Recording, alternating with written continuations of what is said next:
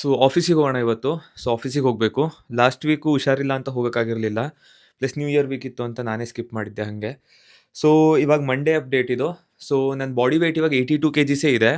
So ನಾವು ಮೇಂಟೆನೆನ್ಸಲ್ಲಿ ಇದ್ವಿ. ಮೇಂಟೆನೆನ್ಸಿಗೆ ಬಂದಿದ್ವಿ ನಾವು. ಸೊ ಮೇಂಟೆನೆನ್ಸಿಗೆ ಬರೋಕ್ಕೂ ಮುಂಚೆ ನಮ್ಮ ಬಾಡಿ ವೆಯ್ಟು 82.5, 83 ಕೆಜಿಸ್ ಹತ್ತತ್ರ ಇತ್ತು. ಸೊ ಇವಾಗ ಒಂದು 2 ವೀಕ್ಸಿಂದ ಮೇಂಟೆನೆನ್ಸಲ್ಲಿ ಇದ್ದೀನಿ.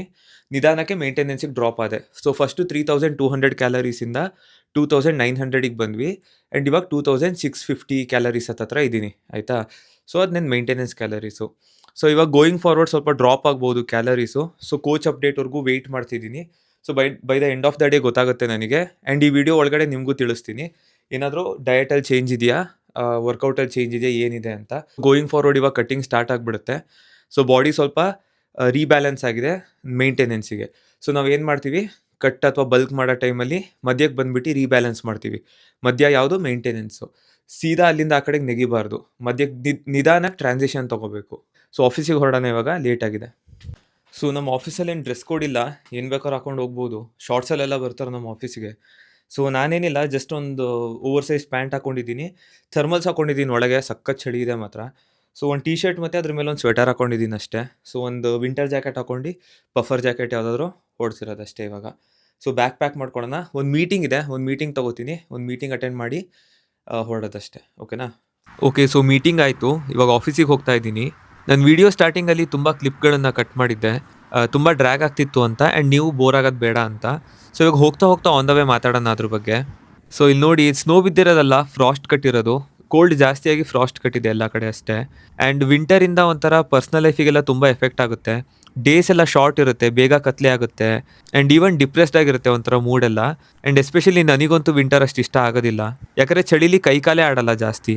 ಆ್ಯಂಡ್ ನಾನು ಲಾಸ್ಟ್ 2 ವೀಕ್ಸ್ ಸ್ವಲ್ಪ ಚೀಟ್ ಮೀಲ್ ಜಾಸ್ತಿ ಆಗಿತ್ತು, ನ್ಯೂ ಇಯರ್ ಆಗಿರೋದ್ರಿಂದ, ಪ್ಲಸ್ ನಾನು ಟ್ರಾವೆಲ್ ಮಾಡ್ತಿದ್ದರಿಂದ.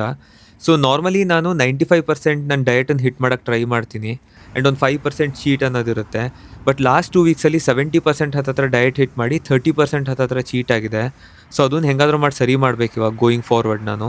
ಸೊ ಇದು ನಮ್ಮ ಮನೆ ಹತ್ರ ಇರೋ ಟ್ರೈನ್ ಸ್ಟೇಷನಿಗೆ ಬಂದ್ವಿ ಇವಾಗ. 10 ಮಿನಿಟ್ಸ್ ವಾಕ್ ಅಷ್ಟೇ.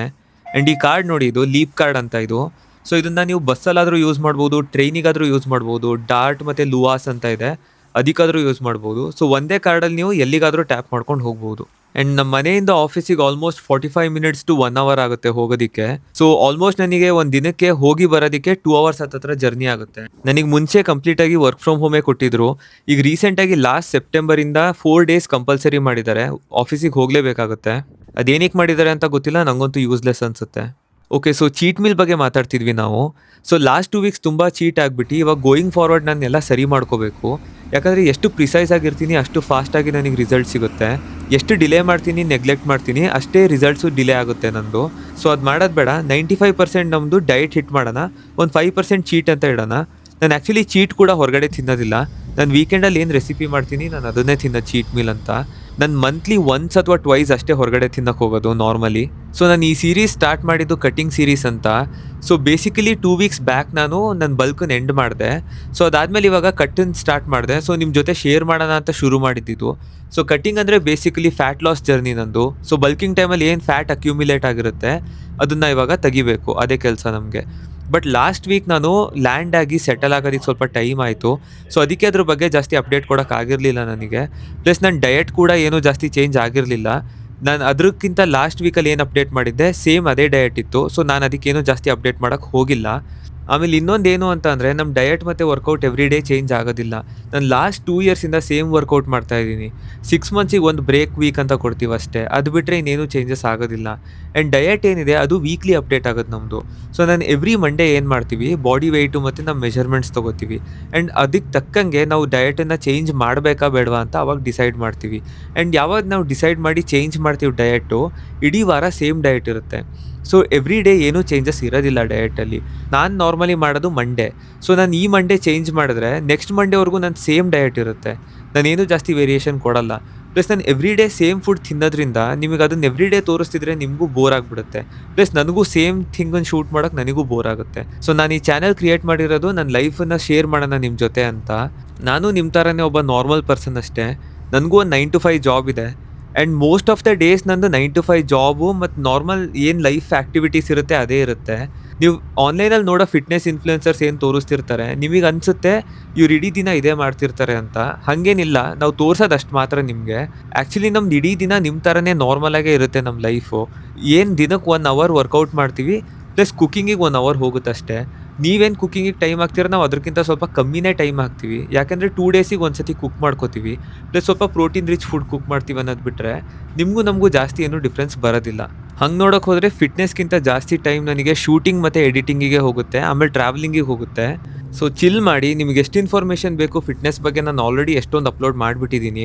ನನ್ನ ಕಂಪ್ಲೀಟ್ ವರ್ಕೌಟ್ ಏನಿದೆ ಪುಷ್ ಪುಲ್ ಲೆಗ್ಸು ನಾನು ಅಷ್ಟನ್ನೂ ಅಪ್ಲೋಡ್ ಮಾಡಿದ್ದೀನಿ. ನನ್ನ ಪ್ಲೇ ಲಿಸ್ಟ್ ಚೆಕ್ ಮಾಡ್ಕೊಳ್ಳಿ. ಆಮೇಲೆ ಡಯಟ್ ಅಂತ ಕೇಳ್ತೀರಾ. ನಿಮ್ಗೆ ಹೆಂಗೆ ಡಯಟ್ ಡಿಸೈನ್ ಮಾಡಬೇಕು ಪ್ರತಿ ಒಂದೂ ಒಂದು ವೀಡಿಯೋ ಮಾಡಿದ್ದೀನಿ. 45 ಮಿನಿಟ್ಸಿಂದ ಒಂದು ವೀಡಿಯೋ ಇದೆ, 25 ಮಿನಿಟ್ಸಿಂದ ಒಂದು ವೀಡಿಯೋ ಇದೆ. ಎಲ್ಲ ನನ್ನ ಪ್ಲೇ ಲಿಸ್ಟಲ್ಲಿದೆ. ಹೋಗಿ ನೋಡಿ. ಪ್ರತಿಯೊಂದು ಇದೆ ಡೇಟಾ. ಎಲ್ಲದನ್ನು ಯುಟಿಲೈಸ್ ಮಾಡ್ಕೊಳ್ಳಿ. ಇವಾಗಿನ ಕಾಲದಲ್ಲಿ ಯಾರೂ ಫ್ರೀಯಾಗಿ ನಿಮಗೆ ಜಾಸ್ತಿ ಇನ್ಫಾರ್ಮೇಷನ್ ಕೊಡೋದಿಲ್ಲ. ನಾನು ಫಿಟ್ನೆಸ್ ಪ್ರೊಫೆಷ್ನಲ್ ಅಲ್ಲ, ನಾನು ಸರ್ಟಿಫೈಡ್ ಟ್ರೈನರ್ ಅಲ್ಲ.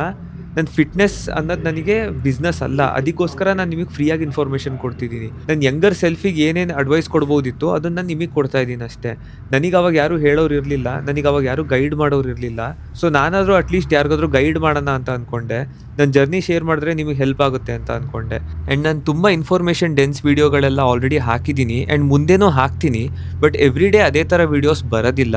ಸೊ ನನ್ನ ಡೇ ಹೆಂಗಿರುತ್ತೆ, ನಂದು ಎಷ್ಟು ಫ್ರೀ ಇರುತ್ತೆ ನನ್ನ ಹತ್ರ ಟೈಮು, ಅದ್ರ ಪ್ರಕಾರ ನಾನು ವೀಡಿಯೋಸ್ ಮಾಡೋದು. ಆ್ಯಂಡ್ ಇನ್ಫಾರ್ಮೇಷನ್ ಡೆನ್ಸ್ ವೀಡಿಯೋಗೆ ಸ್ವಲ್ಪ ರಿಸರ್ಚ್ ಕೂಡ ಜಾಸ್ತಿ ನಡೆಯುತ್ತೆ. ಪ್ಲಸ್ ಆ ವೀಡಿಯೋದೊಂದು ಪೇಸನ್ನು ಸೆಟ್ ಮಾಡಬೇಕಾಗುತ್ತೆ. ಬಾಯಿಗೆ ಬಂದಿದ್ದು ಮಾತಾಡೋಕ್ಕಾಗೋದಿಲ್ಲ. ಸೊ ಅದಕ್ಕೆ ಆ ಥರ ವೀಡಿಯೋಗಳು ಸ್ವಲ್ಪ ಎಫರ್ಟ್ ಜಾಸ್ತಿ ತೊಗೊಳುತ್ತೆ. ಸಮ್ಟೈಮ್ಸ್ ನಾನು ನಿಮಗೆ ಎಕ್ಸೆಲ್ಗಳು ಕೂಡ ಪ್ರೊವೈಡ್ ಮಾಡ್ತೀನಿ.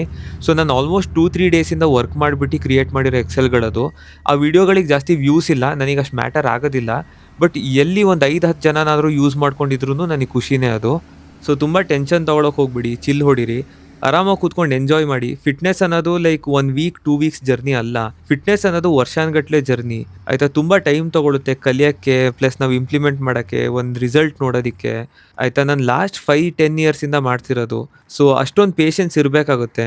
ನನಗಿದೆ, ನಿಮಗೂ ಇರಬೇಕಾಗುತ್ತೆ ಅಷ್ಟು ಪೇಷನ್ಸು. ಸೊ ಪೇಷನ್ಸ್ ಬಿಲ್ಡ್ ಮಾಡ್ಕೊಳ್ಳಿ. ಸೊ ರೀಲ್ಸ್ ನೋಡಿ ನನ್ನ ಪ್ರಕಾರ ಅನಿಸುತ್ತೆ ಜನದ್ದು ಇವಾಗ ಪೇಷನ್ಸ್ ಲೆವೆಲ್ ಕಮ್ಮಿ ಆಗಿಬಿಟ್ಟಿದೆ ಅಂತ. 30 ಸೆಕೆಂಡ್ಸ್ ಒಳಗಡೆ ಎಲ್ಲ ಇನ್ಫಾರ್ಮೇಷನು ಬೇಕು ಅಂತ ಎಕ್ಸ್ಪೆಕ್ಟ್ ಮಾಡ್ತಾರೆ. ಎಲ್ಲ ಕಾನ್ಸೆಪ್ಟನ್ನು ಒಂದೇ ದಿನದಲ್ಲಿ ಎಕ್ಸ್ಪ್ಲೇನ್ ಮಾಡೋರು ನಿಮಗೆ ಅರ್ಥ ಆಗೋದಿಲ್ಲ. ಸೊ ಪೀಸ್ ಬೈ ಪೀಸೇ ಕೊಡ್ಬೇಕು ಇನ್ಫಾರ್ಮೇಷನ್ನ. ಸ್ವಲ್ಪ ನಿಮಗೂ ಇನ್ಫಾರ್ಮೇಷನ್ ತೊಗೊಂಬಿಟ್ಟು ಅದನ್ನು ಡೈಜೆಸ್ಟ್ ಮಾಡ್ಕೊಳಕ್ಕೆ ಟೈಮ್ ಕೊಡ್ಬೇಕು ನಾನು ಕೂಡ. ಇಲ್ಲ ಅಂತಂದರೆ ಕೊಡೋ ಇನ್ಫಾರ್ಮೇಷನ್ ಎಲ್ಲ ತಲೆ ಮೇಲೆ ಹೋಗ್ತಾನೆ ಇರುತ್ತೆ. ಯಾವುದೂ ಕಲಿಯೋಕ್ಕೂ ಆಗೋದಿಲ್ಲ ನೀವೂ. ಆ್ಯಂಡ್ ಎಷ್ಟೊಂದು ಜನ ಕೇಳ್ತಾ ಇದ್ರಿ ನೀವು ಯಾವ ಕಂಪ್ನಿಲಿ ಕೆಲಸ ಮಾಡೋದಂತ. ಇದೇ ಕಂಪ್ನಿಲಿ ಕೆಲಸ ಮಾಡೋದು ನಾನು. ಓಕೆ, ಆಫೀಸ್ ಬಂತು. ಆದರೆ ನಾನು ಇವತ್ತು ಆಫೀಸಲ್ಲಿ ಕಂಪ್ಲೀಟಾಗಿ ಒಳಗಡೆ ಎಲ್ಲ ತೋರ್ಸೋಕ್ಕಾಗೋದಿಲ್ಲ. ಯಾಕೆಂದರೆ ಕೆಲವು ರೂಲ್ಸ್ ಆ್ಯಂಡ್ ರೆಗ್ಯುಲೇಷನ್ಸ್ ಇದಾವೆ ನಮಗೂ. ಕೆಲವು ನೋ ಕ್ಯಾಮ್ರಾ ಝೋನ್ ಎಲ್ಲ ಇದೆ. ನನಗೆ ಅದು ಯಾವುದು ಅಂತ ಕರೆಕ್ಟಾಗಿ ಇನ್ನೂ ಗೊತ್ತಿಲ್ಲ. ನಾನು ಒಂದು ದಿನ ಅದೆಲ್ಲ ರಿಸರ್ಚ್ ಮಾಡಿ ತಿಳ್ಕೊಂಬಿಟ್ಟು ಯಾವುದಾದ್ರು ವೀಕೆಂಡ್ ಹೋಗ್ಬಿಟ್ಟು ನಿಮಗೆ ಆಫೀಸ್ ತೋರಿಸ್ತೀನಿ, ಜನ ಇಲ್ಲದೇ ಇದ್ದಾಗ. ಯಾಕಂದರೆ ಜನ ಇದ್ದಾಗ ಸ್ವಲ್ಪ ಆಕ್ವರ್ಡ್ ಆಗಿಬಿಡುತ್ತೆ ಶೂಟ್ ಎಲ್ಲ ಮಾಡೋದಕ್ಕೆ. ಸೊ ಜನ ಇಲ್ಲದೇ ಇದ್ದಾಗ ತೋರ್ಸೋಕ್ಕೂ ಈಸಿ, ಪ್ಲಸ್ ಏನು ಡಿಸ್ಟರ್ಬೆನ್ಸ್ ಇರಲ್ಲ. ಪ್ಲಸ್ ನಾನು ನೋಡ್ಕೋತೀನಿ ಯಾವ್ಯಾವ ಏರಿಯಾದಲ್ಲಿ ಶೂಟ್ ಮಾಡ್ಬೋದು, ಎಲ್ಲೆಲ್ಲಿ ಮಾಡೋಕ್ಕಾಗೋದಿಲ್ಲ ಅಂತ. ಸೊ ಈ ಚಳಿಗೆ ಕಾಫಿ ಮಾತ್ರ ಮದ್ದು. ಒಂದು ಗರಂ ಕಾಫಿ ತೊಗೊಂಡೋಗೋಣ ಮೇಲೆ. ಓಕೆ, ಹಾಗಾದರೆ ನಾನು ಈ ಕಾಫಿ ಕುಡ್ದು ಕೆಲಸ ಮಾಡೋಕ್ಕೆ ಹೋಗ್ತೀನಿ. ಆ್ಯಂಡ್ ಲಾಸ್ಟ್ವರೆಗೂ ಯಾರ್ಯಾರು ನೋಡಿದ್ದೀರಾ ಇವತ್ತು ಫಿಲ್ಟರ್ ಕಾಫಿ ಅಂತ ಕಾಮೆಂಟ್ ಮಾಡಿ. ಯಾಕಂದರೆ ನಮ್ಮ ಫಿಲ್ಟರ್ ಕಾಫಿ ಮುಂದೆ ಇವೆಲ್ಲ ಯಾವುದೂ ಅಲ್ಲ.